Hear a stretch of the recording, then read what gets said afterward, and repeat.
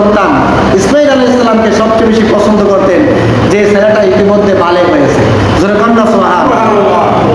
এখন তিনি স্ত্রীকে কিভাবে বলবেন যে সন্তানকে কুরবানি করার জন্য নিয়ে যাবে? তিনি একটা হিকমত খাটালেন, এখানে একটা বুদ্ধি খাটালেন। যাই স্ত্রীকে বলতে লাগলেন, এই স্ত্রী, আমার ছেলে ইসমাইলকে আমি একটা দাওয়াতে নিয়ে যাব। জোরে কন্যা সুবহানাল্লাহ। স্ত্রী কিন্তু বলে নাই যে 12 বছর খোঁজ খবর নিলেন না, কি খাইলাম কি পড়লাম তাও আপনি খোঁজ খবর নিলেন না, এখন এসেছেন সন্তান আপনার দাওয়াত দিয়ে নিয়ে যাইতেন। আমাদের বেগম হইলে কি করতো? 2 দিন যদি ভাত কাপড় কম করে তাহলে অবস্থা কি করে? আয় রে কেন আয়া জীবনটা শেষ করলো, আরে বাবা তুই আবার এই ভাত দিস কাপড় দিস, তোর বড় আয়া তো কষ্ট করতে জীবনটা শেষ করলো। এরকম আছে না নাই? বহুত আছে। এই কথা বলবেন না আমার মা বোনেরা, স্বামীর মনে কষ্ট দিবেন না, দুঃখ দিবেন না, তাদেরকে ভালোবাসবেন, মহব্বত করবেন, আমার আল্লাহ পাক আপনার প্রতি সন্তুষ্ট হয়ে যাবে। জোরে কন্যা সুবহানাল্লাহ। হযরত ইব্রাহিম আলাইহিস সালাম যখন বললেন সন্তানকে সাজিয়ে দাও, করিয়ে দাও, ইব্রাহিম আলাইহিস সালামের স্ত্রী একটা প্রশ্ন না করে সাজিয়ে গুজিয়ে দিলেন।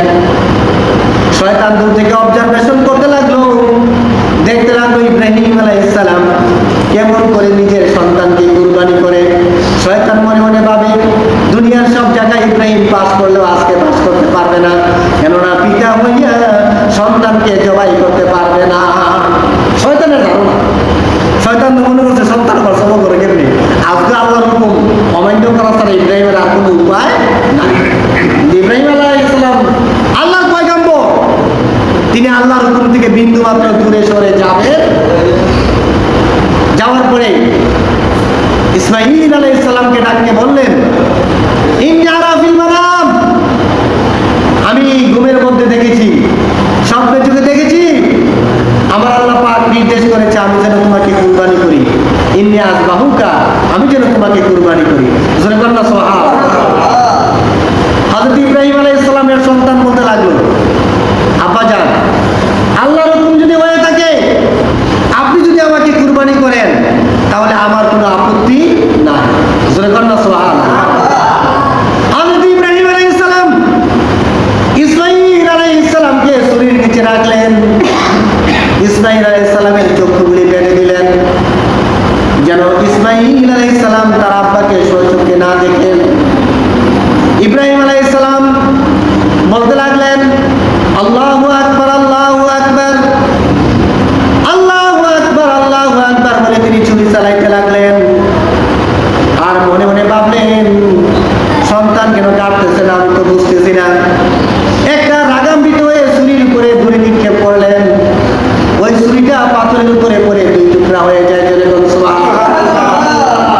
ইব্রাহিম আলাইহিস সালাম ছুরির উপরে খুব রাগ করলেন, ছুরিকে গিয়ে ধরলেন আর বললেন, পাথরকে 2 টুকরা করে দিলা আর আমার কুরবানিটা হইতে দিলা না। তিনি আবার ছুরিটা হাতে নিলেন, হাতে নিয়ে আবার বিসমিল্লাহ আল্লাহু আকবার বলে এই ছুরি চালাইতে লাগলেন। জোরে কন্যা সুবহানাল্লাহ। হযরত ইসমাঈল আলাইহিস সালাম ছুরির নিচে থেকে পড়তে লাগলেন, লা ইলাহা ইল্লাল্লাহ, আল্লাহু আকবার, আল্লাহু আকবার। জোরে কন্যা সুবহানাল্লাহ।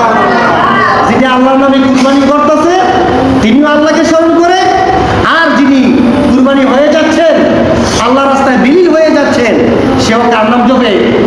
আল্লাহর নাম জপে। জোরে কন্যা সুবহানাল্লাহ। ফেরেশতারা অবজারভেশন করে চতুর্দিক থেকে ফেরেশতারা দাঁড়িয়ে দাঁড়িয়ে দেখতে লাগলো। ফেরেশতারা আল্লাহ পাকের শুকরিয়া আদায় করে বলতে লাগলো, ওয়ালিল্লাহিল হামদ, ওয়ালিল্লাহিল হামদ। জোরে কন্যা সুবহানাল্লাহ। সমস্ত প্রশংসা আল্লাহ তাআলার জন্য। ইব্রাহিম আলাইহিস সালাম আল্লাহর প্রশংসা করে, ইসমাঈল আলাইহিস সালাম আল্লাহ পাকের প্রশংসা করে, ফেরেশতারাও আল্লাহ পাকের প্রশংসা করে। ক্ষণকাল পরে আমার আল্লাহ রাব্বুল আলামিন হযরত ইব্রাহিম আলাইহিস সালামের ছুরির নিচে বেহেশত থেকে একটা দম্বা পাঠাইয়া দিলেন। দম্বাটা আল্লাহর নামে কুরবানি হয়ে গেলে মুসলিম উম্মার উপরে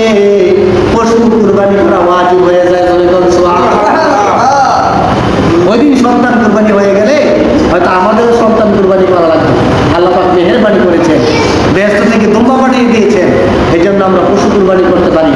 আল্লাহ রাব্বুল আলামিন যেন একমাত্র আল্লাহ পাকের উদ্দেশ্যে, আল্লাহকে